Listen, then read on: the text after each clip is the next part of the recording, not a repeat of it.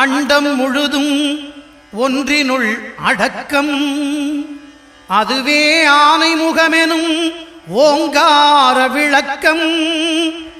சுழலும் கோள்கள் அவன் சொல் கேட்கும்.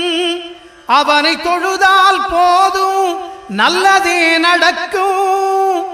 ஆனைமுகனை தொழுதால் நவக்கிரகங்களும் மகிழும். நல்லதே நடக்கும், நல்லதே நடக்கும்.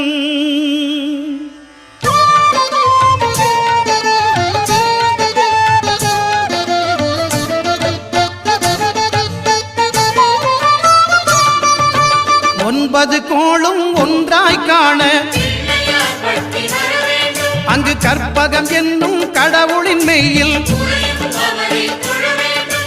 ஒன்பது கோளும்